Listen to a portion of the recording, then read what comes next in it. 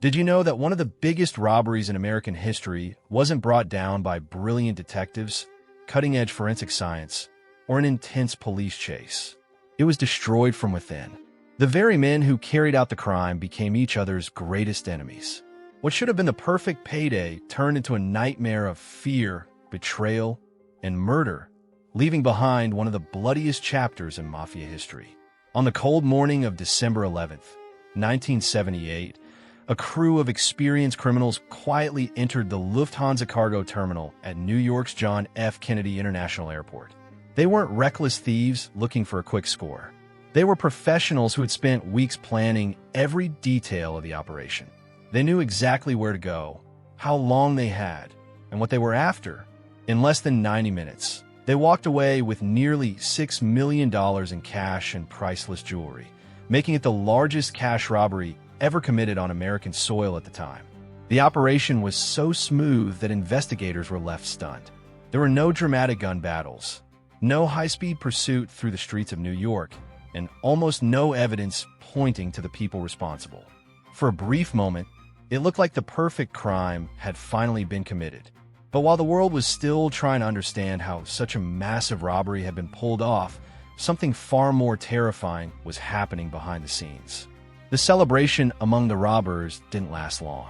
Instead of enjoying their newfound fortune, the men involved began watching over their shoulders. Suspicion spread through the crew like wildfire. Longtime friends suddenly questioned each other's loyalty. Every unexpected phone call became a reason to panic. Every meeting carried the possibility that someone might not make it home alive. The money that had promised freedom was quickly becoming a death sentence.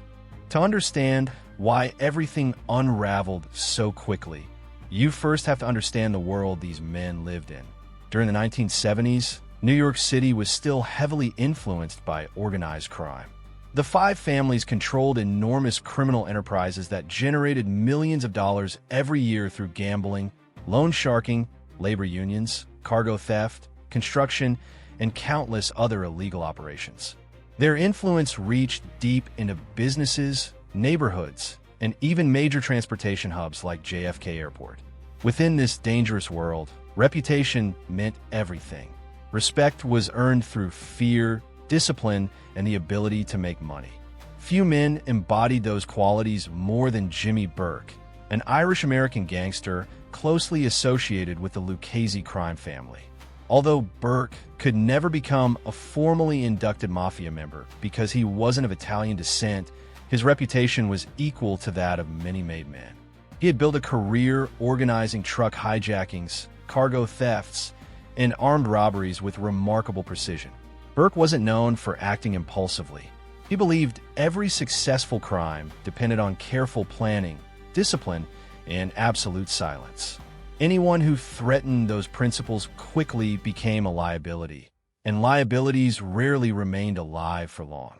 The opportunity that would define Burke's criminal career came from inside the Lufthansa cargo terminal itself.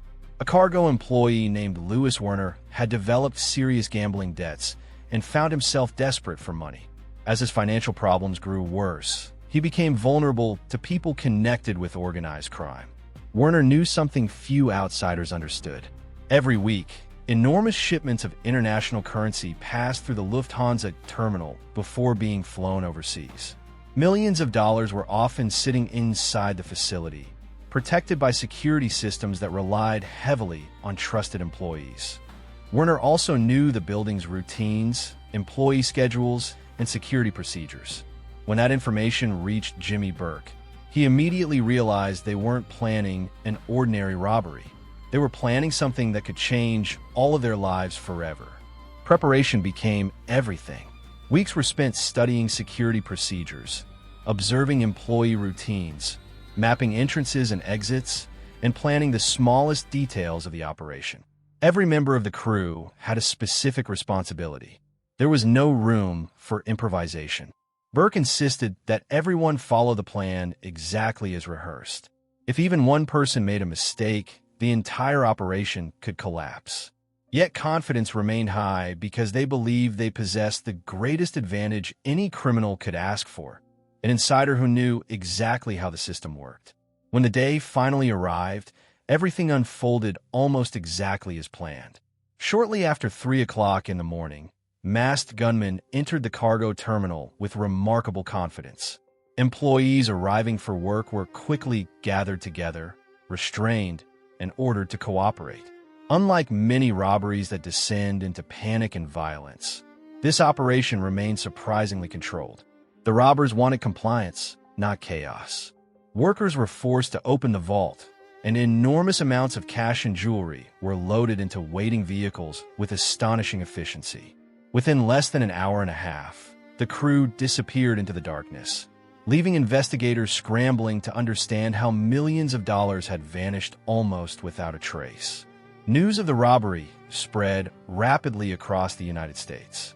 Newspapers called it one of the most daring crimes in American history. Law enforcement agencies launched massive investigations, but the robbers had left remarkably little evidence behind. It seemed almost impossible that such a carefully executed operation could ever be solved.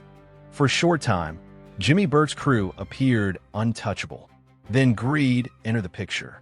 Burke had given every member of the crew one simple instruction: don't spend the money. Not immediately. Live exactly as you did before. Stay invisible. Time was their greatest ally, and patience would allow the investigation to cool down. But not everyone listened. Some members of the crew couldn't resist showing off their sudden wealth. Luxury cars began appearing in neighborhoods where expensive purchases immediately attracted attention. Designer clothing, expensive jewelry, and lavish lifestyles raised eyebrows among neighbors, police officers, and even fellow criminals. Every unnecessary purchase increased the risk that investigators would begin asking uncomfortable questions. For Jimmy Burke, reckless spending wasn't simply foolish, it was dangerous. Anyone attracting police attention threatened everyone else involved in the robbery. If investigators arrested one member of the crew, they might pressure him into cooperating. A single witness could destroy the entire operation and send everyone involved to prison for the rest of their lives. Burke wasn't willing to take that chance. Then the killings began. One by one, people connected to the robbery started turning up dead. Some were found inside parked cars with gunshot wounds to the head. Others disappeared completely, their bodies never recovered. Several victims had taken part in the robbery itself, while others had only indirect knowledge of what had happened. Some investigators believe Burke ordered the murders because he feared someone would eventually become an informant. Others believed he wanted to eliminate people who expected a share of the stolen money. Whatever the motivation, the message was unmistakable. Knowing too much had become a death sentence.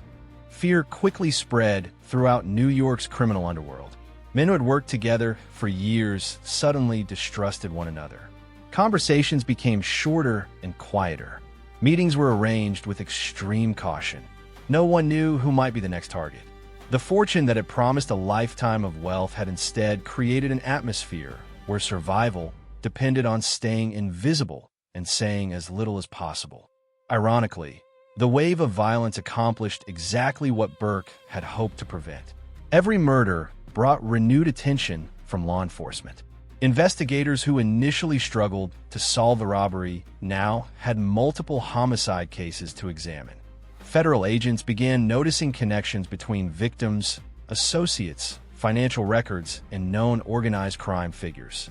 Slowly, the FBI started building a much larger picture of the criminal network surrounding the Lufthansa robbery.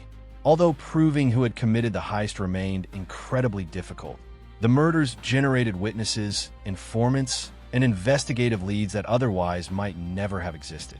Over time, relentless federal investigations placed increasing pressure on organized crime families across New York. While Jimmy Burke was never convicted of masterminding the Lufthansa robbery itself, he eventually received a lengthy prison sentence for an unrelated murder. He died behind bars in 1996, never enjoying the fortune that had cost so many lives. Much of the stolen money was never recovered, and to this day, investigators still don't know exactly what became of every dollar. The Lufthansa heist later inspired books, documentaries, and Martin Scorsese's iconic film Goodfellas. introducing millions of people to a fictionalized version of the story. Yet the real events remain even more haunting than anything Hollywood could create. This wasn't simply a story about stealing millions of dollars. It was a story about what happens when greed destroys discipline, when paranoia replaces loyalty, and when criminals become more afraid of their partners than of the police. In the end, the greatest enemy of the Lufthansa robbers wasn't the FBI. It wasn't rival mafia families. It wasn't even the security protecting millions of dollars inside JFK Airport. Their greatest enemy was themselves. They escaped one of the most heavily guarded cargo terminals in America with an unimaginable fortune, but they couldn't escape suspicion, betrayal, and fear. The money that promised a lifetime of luxury instead became a curse that tore apart friendships, fueled a deadly chain of murders, and transformed the greatest robbery of its time into one of organized crime's darkest and most tragic cautionary tales. If this story fascinated you, be sure to subscribe to Noir Vault, where we uncover the true stories behind history's most shocking crimes, unsolved mysteries, and infamous criminals. Because sometimes, the truth is far more terrifying than fiction.